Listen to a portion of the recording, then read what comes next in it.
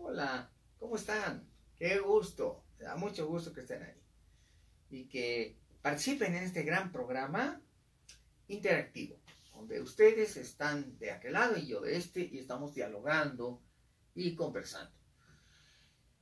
Uno de los más grandes genios creativos de la historia de la humanidad es Leonardo da Vinci. Vida ejemplar y extraordinaria. A pesar de las desgracias tan grandes y terribles en las que nació, pudo vencer todos los obstáculos para convertirse en el hombre más genial de toda la historia universal. A pesar de la oscuridad de su nacimiento, a pesar de la adversidad de su vida, lo venció todo y salió adelante. Un ejemplo de vida para todos nosotros. Qué bueno que están ahí. Me da mucho gusto darles la bienvenida. Sé que están ahí muy contentos esperando este espacio y yo estoy muy consciente de este momento. Y voy a platicar acerca de uno de los más grandes secretos de Leonardo da Vinci. Vamos a interactuar y les sorprenderá. Mucha gente me dice, ¿y pero qué tiene que ver Leonardo da Vinci con la lectura veloz? ¿Qué tiene que ver Leonardo da Vinci con el aprendizaje acelerado? Y yo podría contestarles, bueno, es que este genio de la historia, de la humanidad, tiene que ver con todo el aprendizaje y con todos nosotros y con todo el conocimiento y podríamos estar días, semanas o años hablando de su genialidad y no terminaríamos. Pero hoy tengo un programa muy bien hecho y especialmente para ustedes que justifica esta relación entre Leonardo da Vinci y la lectura acelerada y la lectura veloz. Así es que acomódense y vamos a empezar a hablar de esto aquí en este espacio dedicado al conocimiento y al aprendizaje y a que todos seamos cada día mejores padres, mejores hijos y mejores seres humanos. Qué bueno que me acompañan el día de hoy. Crecer para servir. Y eso es lo que hacemos en todos estos espacios. Abrir espacios de crecimiento personal y de desarrollo humano para un mejor servicio y ayudar a la gente en aquello en que seamos competentes, en que sea posible esta tarea, esta misión de ayudar. Hoy les voy a platicar, aquí en mi biblioteca, guardo yo muchos tesoros de la vida de Leonardo da Vinci. Cada vez que un libro nuevo salía, yo que siempre ando olfateando las librerías, recorriéndolas, para mí era particularmente exquisito y delicioso ir viendo las nuevas ediciones y a lo largo de muchos años, quizá 20, 30, 40, ir acumulando este conocimiento tan maravilloso del trabajo de Leonardo, de su obra, de su creatividad. Leonardo, decía yo hace unos minutos, tuvo una vida muy difícil. Piero da Vinci, su padre, era el notario de la ciudad, del pequeño villorrio italiano de Vinci, a las afueras de la ciudad de Florencia, a finales del siglo XV, cuando nace Leonardo. Él ocupa toda la segunda mitad del siglo XV, de 1450 a 1500, y sobrevive hasta 1519, justamente la fecha en que Hernán Cortés está llegando a Tenochtitlan. Es que muere Leonardo en Blois, en el castillo de Blois, en Francia. Su vida es un ejemplo porque venció toda adversidad. El papá, Piero Vinci, tuvo un amorío secreto con una campesina del lugar. Cuando se daban estas relaciones entre un gran y poderoso señor y una persona muy humilde, como en este caso la campesina que va a ser la madre, de la que sabemos muy poco, muy pocos datos, muy pocos detalles. Es una figura muy oscura en la historia de Leonardo. Sus biógrafos no han podido saber mucho acerca de esta relación, pero esta mujer, sabemos algo de ella. Sabemos que trabajaba en los campos y que se dedicaba al cultivo de la uva, el prisco, en una propiedad que era de Piero Vinci y que con su familia de campesinos cuidaba. No sabemos muchos detalles de cómo se relacionó la pareja, pero lo hizo. Y finalmente el niño Leonardo vino al mundo. Al principio, Piero Vinci no atendió en ningún sentido su paternidad. El niño nació y fue llevado a la iglesia y fue bautizado como hijo natural de su madre. El padre no apareció para nada en escena, ni tuvo contacto con la madre ni con su familia. Pasaron muchos años, 5 para ser exactos, cuando Piero apareció repentinamente reclamando derechos sobre su hijo. Y esto se debió a que él mismo había experimentado una gran tragedia. Se había casado con una mujer de su clase y esperaba el nacimiento de su hijo primogénito, pero el destino le arrebató la vida del niño y de la madre y se quedó desolado. Fue entonces cuando quizá el dolor hizo que tomara conciencia de que ella era padre. Fue en busca de Leonardo y lo llevó al castillo en donde vivía, y fue ahí que le prodigó cuidados y maestros. Y después lo envió a estudiar con Verrocchio a Florencia a los 14 años, descubriendo que tenía dotes y talentos para la pintura, el dibujo y el diseño. Pero Leonardo evolucionó muy rápidamente con Verrocchio y hizo amistad con personalidades como Sandro Botticelli, y se interesó sobremanera en el arte, el conocimiento. Pero Leonardo no era un hombre cualquiera ni era un artista más, era una mente superior. Lo sabemos porque indagaba a profundidad en las cosas, se metía en lo profundo. Quiso indagar acerca de por qué las pinturas se hacían de tal manera y de dónde venían los tintes. Después indagó en los elementos técnicos de la arquitectura, la naturaleza de las piedras, las herramientas. Empezó a interesarse en la ingeniería, en la creación de tecnologías. Fue, por lo tanto, un cerebro brillante y muy superior. El taller de Verrocchio ofrecía muchas oportunidades, ya que Verrocchio, además de pintor, dibujante, era también escultor, metalurgo, fundía el bronce para hacer estatuas. Eso puso a Leonardo en contacto con las tecnologías metalúrgicas.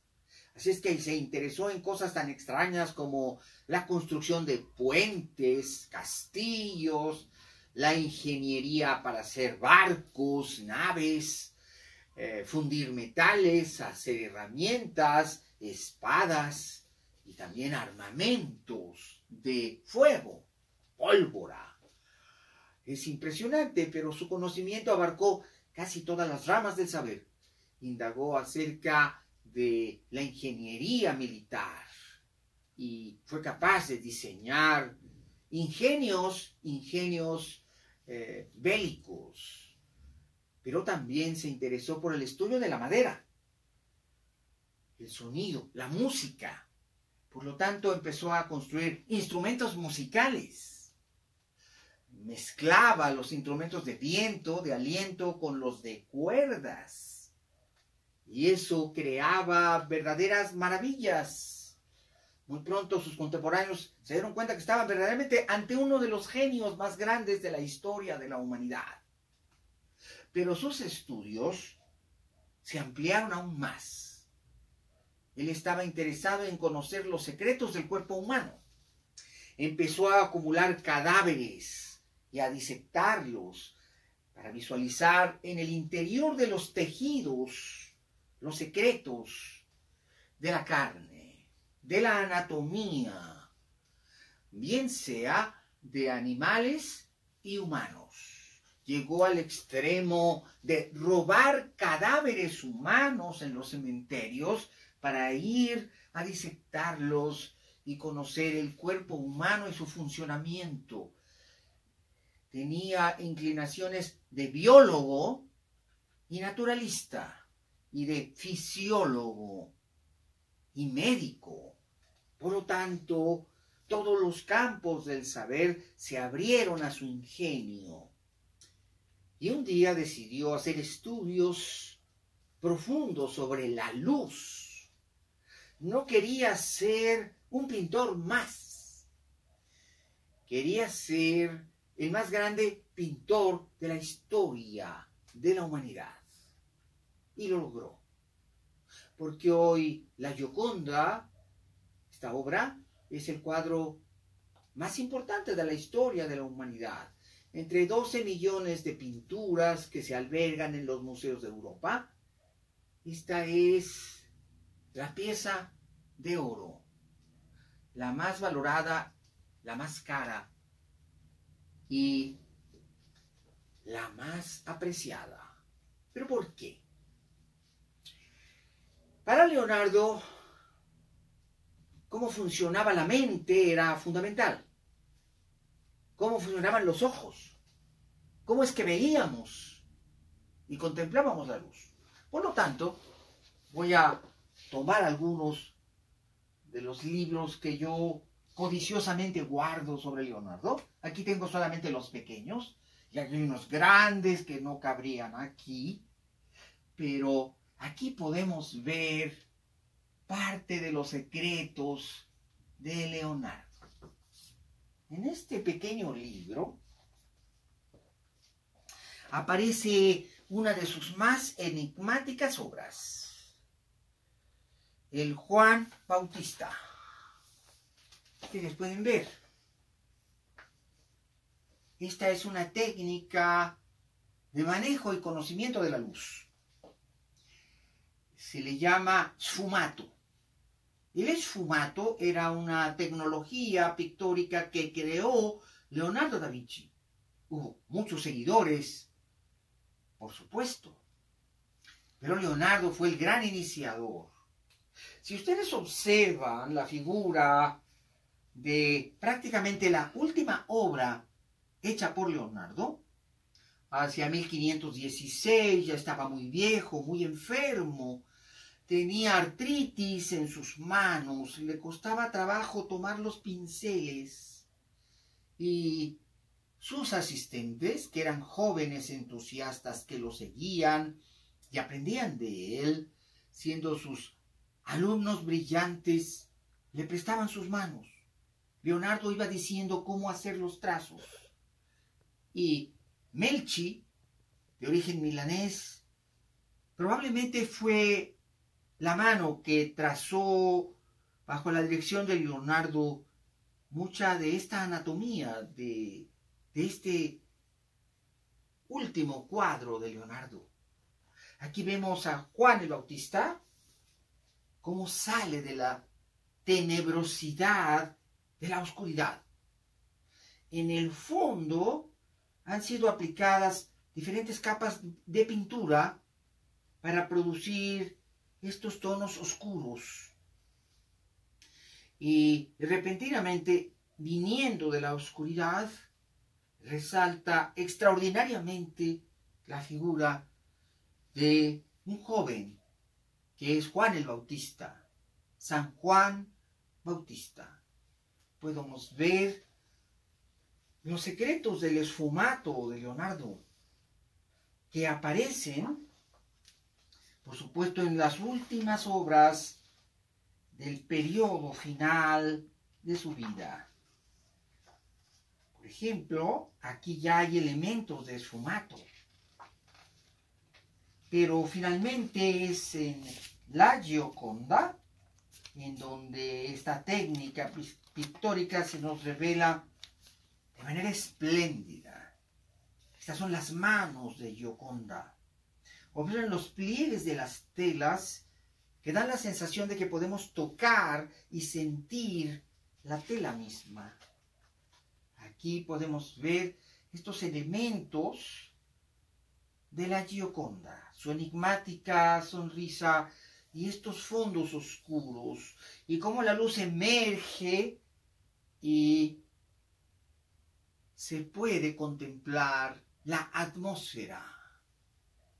Leonardo aprendió a dibujar las atmósferas. ¡Wow! Era como una pintura en tercera dimensión. Pero ¿cómo logró Leonardo estos descubrimientos sobre la luz?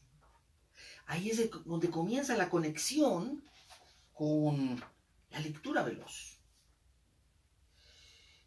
Leonardo se dio cuenta de que los ojos miraban el mundo y lo retrataban.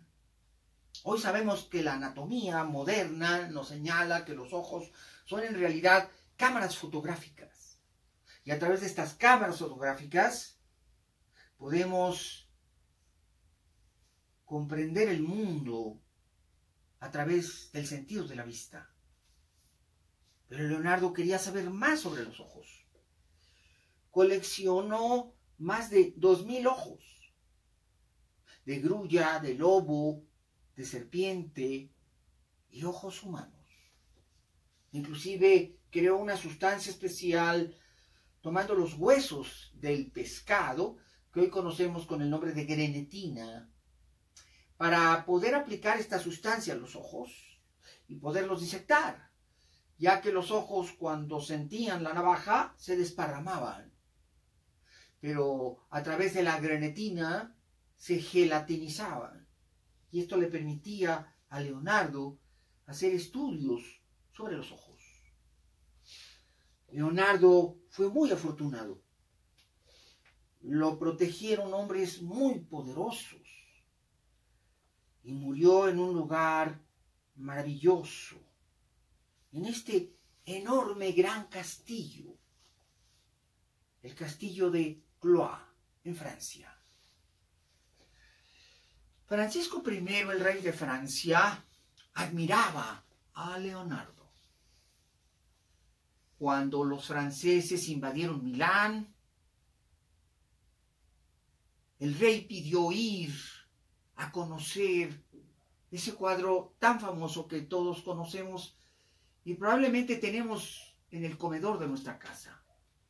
La Última Cena, un fresco de Leonardo da Vinci.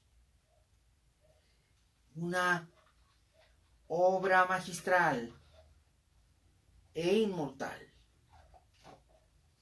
La Última Cena de Leonardo es el cuadro más conocido de él. Y es maravilloso. Lo había pintado porque su protector, el duque de Milán, Ludovico Sforza, le había pedido encarecidamente que lo hiciera. Adornaba el refectorio de los frailes de una iglesia en Milán. Leonardo fue y plasmó a través de un fresco, utilizando la técnica del fresco y elementos de pintura al temple, esta gran obra, y muy pronto se hizo famoso en toda Europa. Los estudiantes de pintura iban a Milán a conocer esta obra. El rey quedó perplejo cuando vio la belleza del original y tomó la decisión de proteger a Leonardo. Sin embargo, el pintor servía en la corte del Papa León X. El Papa León lo había protegido en Roma.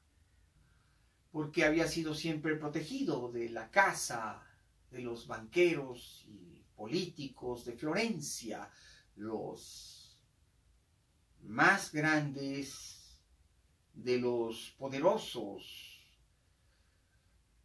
grandes familias que protegen artistas. Esta familia había protegido a Miguel Ángel y a otros grandes artistas y eran famosos en Florencia como protectores de las artes. Me refiero a los Medici. Y el Papa León X era Medici. Y por lo tanto, varios Medicis habían protegido, como Giuliano de Medici, a los artistas de la época. Y por supuesto que también los Medicis protegieron a Leonardo. Es importante decir que Leonardo, mientras estuvo en el Vaticano, al servicio del Papa, continuaba con sus trabajos secretos. Llevaba robando cadáveres de los cementerios para poderlos estudiar, y esto lo hacía en secreto. Pero Leonardo, desgraciadamente, tenía muchos enemigos. Fueron y lo acusaron con el Papa León, que hacía cosas oscuras y tenebrosas. Robaba cadáveres con propósitos impíos. Nadie podía entender que los trabajos de Leonardo no tenían nada de impío, sino que eran todo lo contrario, eran estudios de anatomía humana para que el cuerpo humano revelara sus secretos. Por eso, Leonardo se sintió ya incómodo en Roma. No lo comprendía, no lo entendía. Pero Leonardo estaba realizando trabajos de óptica, con cristales. Muy probablemente Leonardo es el padre del telescopio, aunque fue Galileo quien lo desarrolló después. Pero sabemos que puso a unos hermanos alemanes al tallado del cristal óptico, porque Leonardo también observaba las estrellas. Por lo tanto, en esos años, en Roma, Leonardo diseñó algo maravilloso y fantástico. En Florencia había creado sus alas, que son alas para volar. Había diseñado el primer avión. Sus máquinas, portentosamente,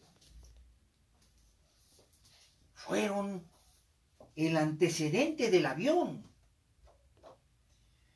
Las máquinas de Leonardo eran cañones como estos, que se produjeron 200 años después. Sus cañones y sus ingenios. Vean ustedes las tecnologías que era capaz de diseñar Da Vinci. Máquinas de guerra formidables, como este tanque de guerra, que tendría lugar hasta 400 años después, en la Primera Guerra Mundial. Pero Leonardo también estaba interesado en la fabricación de máquinas de hidráulica y poleas. Sus diseños son fantásticos, maravillosos. Y uno de sus diseños más extraordinarios es precisamente el avión. Estas son las alas de su avión. Alas para volar. Y estos ingenios funcionaron. Leonardo realmente los hizo funcionar. Un criado de Leonardo se puso a las alas y voló por algunos minutos. Desgraciadamente cayó y se lastimó. Pero Leonardo es el precursor del avión, el automóvil y el submarino. Y aquí están las máquinas de Leonardo. Fascinante. Pero Leonardo también estaba trabajando en un proyecto secreto. más espectacular que volar, que tenía que ver con la lectura veloz. Leonardo escribía al revés. Aquí tengo sus documentos. Aquí podemos ver la escritura al revés en estos documentos. ¿Y qué es la escritura al revés? Leonardo tenía mucho miedo que le robaran sus inventos. Él había producido casi 15,000 hojas como estas, llenas de documentos, miles y miles de notaciones y apuntes, como este. Algunos tenían dibujos. Esto es una edición facsimilar de sus propios diseños. Aquí vemos sus dibujos. Pero si nos damos cuenta, esto es imposible leerlo. Porque está escrito al revés. Los estudios sobre los ojos le permitieron inventar esta escritura que solamente él escribía. Esto, a los ojos de cualquier persona, era sencillamente ilegible. Ni usando la lupa puedo leerlo. Pero si coloco un espejo y después la hoja, la escritura se endereza. Y aparte de su increíble inteligencia, poniéndolo frente a un espejo, las letras retoman su forma correcta. De manera que si pongo el espejo aquí, podré leer perfectamente lo que Leonardo escribió. Pero todo lo encriptaba, todo lo convertía en secreto. Por eso es tan formidable la mente de Leonardo.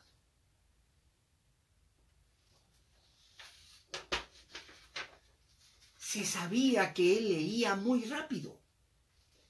Melchi, su discípulo, anota que una ocasión Leonardo le pidió un libro de la biblioteca del rey de Francia.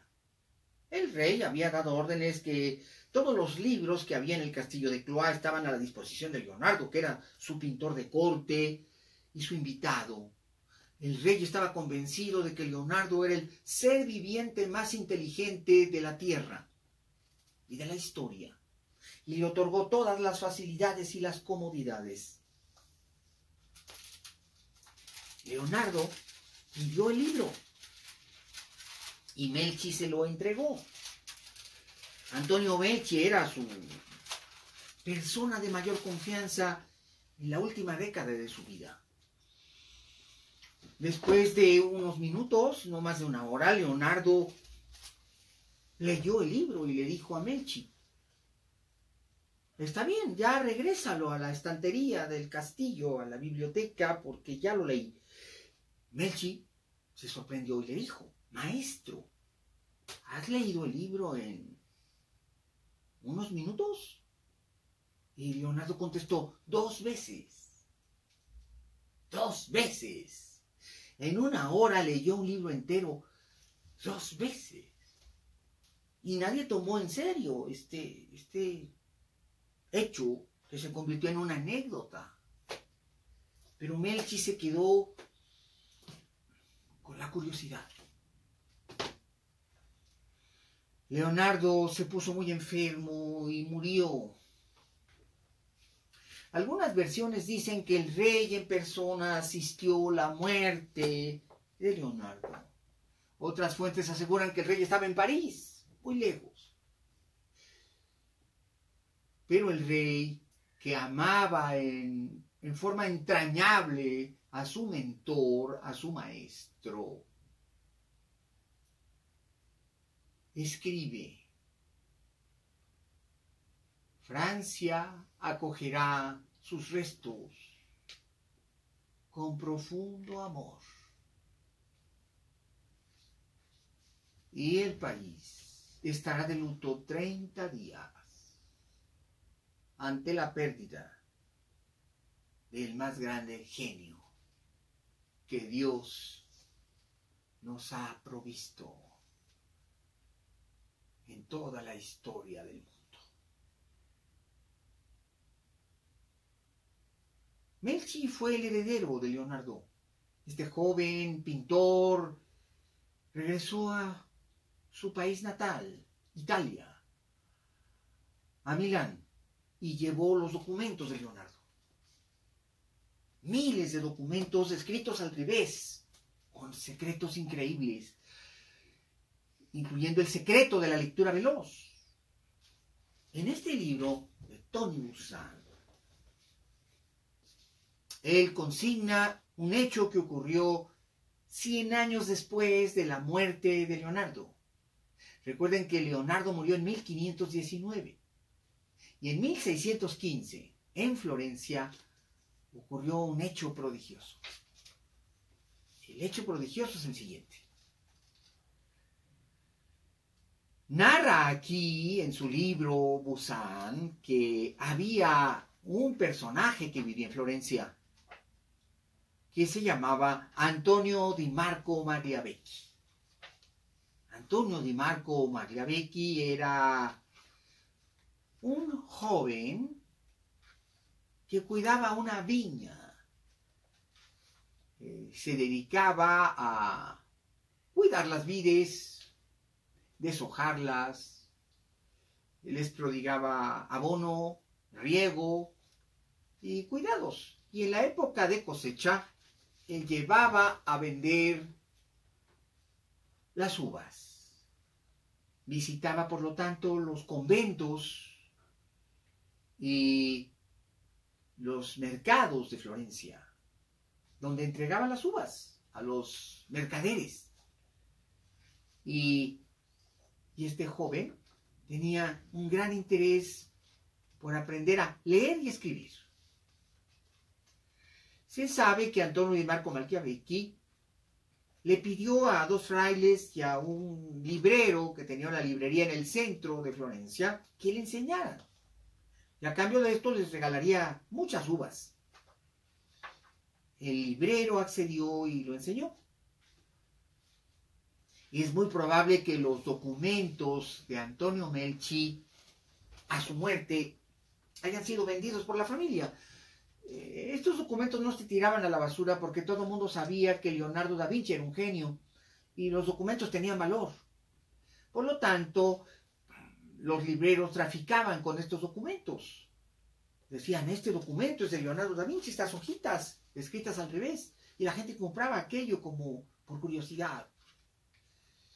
Probablemente los apuntes o anotaciones hechas por Leonardo da Vinci sobre lectura veloz quedaron secretamente en alguna librería de Florencia, ya que sabemos que los libreros de Florencia iban hasta Milán a comprar los documentos de Leonardo, que estaban dispersos y polvorientos. Pero ese librero que le enseñó a Antonio di Marco Magliavecchi a leer, a lo mejor experimentó con él algo que había leído en alguno de estos documentos. El caso es que le enseñó a leer sin sílabas, no por el método tradicional, sino con un método diferente. Eso es lo que cita aquí Tony Buzan. El joven aprendió a leer muy rápido, utilizando un método secreto y misterioso, que evidentemente tenía que provenir de algún documento de Leonardo da Vinci. El caso es que Antonio di Marco Magliavecchi empezó a pedir libros prestados en una biblioteca de un convento. Y los frailes le prodigaban los libros. Les llamaba la atención que cada semana iba por 2 libros. Y decían, ¿a poco los leíste? 2 libros en una semana. Eso ni los frailes lo podemos hacer. Sin embargo, el joven decía, claro que los leí varias veces. Ahí suenan las palabras de Magliavecchi parecidas a las palabras que Melchi cita de Leonardo. Es que en una hora lo leí 2 veces. El caso es que este joven siguió yendo por libros. y aseveraba que leía muy rápido los libros. Un día el prior del convento, pensando que este chico mentía y que eran puras mentiras de él, decidió poner a prueba al joven. Le dijo, ¿te puedes quedar aquí una semana y lees un libro por día y después de una semana que has leído 7 libros nos los platicas? Y Melzi aceptó. Magliavecchi aceptó. Magliavecchi dijo, está bien, lo hago. Y ocurrió el prodigio. Los frailes comprobaron que el joven no decía mentiras. Así lo narra Buzán. Antonio de Marco Magliavecchi fue contemporáneo de Spinoza y de Newton y Leibniz. Nació el 29 de octubre de 1600 en Florencia, la ciudad natal de Leonardo da Vinci. Sus padres eran tan pobres que no pudieron darle una educación académica y lo mandaron a trabajar desde pequeño a un viñedo y también como vendedor de fruta con un comerciante. Magliavecchi se pasaba en la tienda el poco tiempo libre que le quedaba y tratando de descifrar los panfletos y periódicos que se usaban para envolver las mercancías. Uno de los clientes habituales de la frutería, un librero, que observó las tentativas del joven por leer, lo que le resultaba extraordinariamente difícil, decidió enseñarle. El hombre lo llevó a su librería, donde Magliavecchi pudo casi inmediatamente reconocer y recordar e identificar los libros con la ayuda del librero. Acabó aprendiendo a leer y comenzó a practicar su nueva actividad y pedía, cuando iba a vender fruta, a los frailes de un convento libros prestados. Un escritor escéptico dijo a los frailes que aquel chico les estaba tomando el pelo y que deberían someter a una prueba al muchacho para ver si de veras era capaz de leer a gran velocidad como él decía. Los frailes muy pronto pudieron comprobar que el joven no mentía y que podía leer a gran velocidad. La fama del joven fue creciendo en Florencia tan rápido que el duque de Toscana, es decir, un miembro de la familia Medici, lo contrató como bibliotecario personal y ahí su fama se hizo global, ya que Magliavecchi desarrolló sus técnicas de lectura rápida hasta un nivel sobrehumano y pudo demostrar que no mentía, que realmente podía leer muchos cientos de palabras por minuto. Su fama fue tan grande que hoy ha pasado a la historia como el más grande genio de la lectura del Renacimiento. Hay muchos misterios en su vida que no podemos desentrañar. ¿Cuál era este método que utilizaba para leer tanto y tan rápido? Bueno, se conecta con las investigaciones y los estudios del propio Leonardo da Vinci. Si ustedes googlean Antonio di Marco Magliavecchi, seguramente les va a decir la computadora o el celular que es un genio del Renacimiento y que leyó más de 10.000 libros y que dio pruebas de que podía leer en un día un libro completo y memorizarlo casi de memoria. Pero la historia atrás es más compleja. Siempre se pensó que estos hechos no eran reales, que era fantasía, hasta que en la Universidad de Kent y otras universidades en el siglo XIX se hicieron estudios sobre el arte de la lectura, cómo es que el cerebro construye el acto de leer. Hacia 1920, en algunas universidades norteamericanas, como Columbia en Nueva York, se empezó a desarrollar una técnica para leer más rápido basada en el estudio de la neurobiología de los ojos. Y entonces se descubrió que los ojos toman fotografías y que dependiendo del ángulo visual, una persona que aprende a leer puede leer sílabas o palabras enteras o renglones enteros. Y con un entrenamiento especial, en lugar de leer sílabas, se pueden leer renglones enteros. Y esto hace una diferencia en la velocidad de lectura, comprensión y memorización. Pero sin duda que fue Leonardo el que descubrió estos secretos 500 años antes que nosotros. Hoy cualquiera puede tomar un curso de lectura veloz y aprender a modificar la sinapsis lectora, es decir, el ángulo visual, para abarcar, en lugar de una sílaba, renglones enteros, y así hacer velocidades de lectura muy superiores. En lugar de 100 o 120 palabras por minuto, que es lo que leen las personas no entrenadas, se pueden leer 300, 400, 500, 800 o muchas más palabras por minuto. Por eso hoy quise tocar este tema tan apasionante. Y ahí está la relación que hay entre el gran genio Leonardo da Vinci y la lectura acelerada. Qué impresionante entender y conocer estos secretos de los genios. Y hoy se los quise compartir.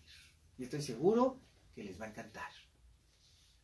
Y por hoy ha sido lo que tenía preparado para ustedes, ya expuesto. Y ahora lo que me queda es invitarlos a el curso de lectura veloz que va a comenzar, prácticamente ya va a comenzar. Aquí les doy mis números telefónicos, 5610-0069 y 5520-0224. Y gracias por acompañarme en esta hora para hablar de este tema. Leonardo da Vinci y los secretos descubiertos sobre la anatomía de los ojos. Anita Spark nos dice: buenas tardes, doctor, mucho gusto de estar aquí escuchándolo. Ahora me acompaña mi hijo de 7 años, le estoy enseñando a escuchar para que comprenda mucho de lo que usted nos da. Es un gusto, Anita Spark. Saludos a tu hijo de 7 años, el otro día tenías a tu hijo mayor, y a los dos un gran saludo. Luna de Mayo, excelente tema, querido doctor. Gracias a ti, Luna de Mayo. Josué Domínguez, gracias, mi querido maestro, por tantos temas maravillosos. Gracias a ustedes. Julia Martínez, gracias por compartir y mi más sincera admiración. Gracias a ti, Julia, y todo el cariño. Y Alma Tamés también nos manda saludos, al igual que América Póntigo, que nos manda muchos saludos. Y yo también les mando saludos a ustedes. Amigos, muchas gracias por haberme acompañado aquí en este espacio. Ya no queda más que despedirme y agradecerles su presencia, su permanencia y su persistencia. Y recordarles que estamos por comenzar el curso de orientación vocacional, que será el próximo lunes. Este lunes ya, prácticamente el grupo ya está formado, pero todavía tenemos por ahí algún lugar, si tú quieres formar parte de este grupo selecto de jóvenes que van a orientación vocacional el próximo lunes 16. Lunes 16 comenzamos el taller de orientación vocacional para jóvenes. Y el jueves 19, el taller de lectura veloz. Técnicas británicas de Americanes Estudio, memoria, inteligencia, aprendizaje de idiomas. Todo esto lo vamos a iniciar el próximo jueves 19 de abril. Amigos, gracias por haber estado conmigo, gracias por acompañarme en esta tarde y estar aquí conmigo en la presentación de este tema. Y vamos a continuar haciendo algunas actividades y yo los dejo aquí. Nos vemos otra vez a lo largo de estas charlas que tocamos algunos días de la semana y seguiremos enviando más materiales. Me han estado pidiendo que hable mucho de nutrición cerebral, lo voy a hacer con mucho gusto. Me han pedido mucho que hable sobre algunos temas en particular de desarrollo humano, sobre la tolerancia, sobre el perdón, sobre la paz. Todo eso lo vamos a hacer, claro que sí, los temas de desarrollo humano. Y también les recuerdo que el diplomado en desarrollo humano comenzará el próximo 30 de junio. Gracias, amigos. Nos despedimos diciendo, como decimos todos los días: si puedo, es fácil y lo vamos a lograr. Y gracias por los corazones rojos, los deditos azules y las caritas amarillas que aparecen a lo largo de la transmisión. Muchos deditos azules, muchos corazones rojos, muchas caritas amarillas. La tormenta, la lluvia de corazones, deditos azules, la lluvia de caritas amarillas. Y yo les agradezco desde lo más profundo de mi corazón su presencia en este espacio. Amigos, muchas gracias, muy buenas tardes. Cuídense mucho y por supuesto echarle muchas ganas a la vida. Vamos a decirlo otra vez, si puedo, es fácil y lo vamos a lograr.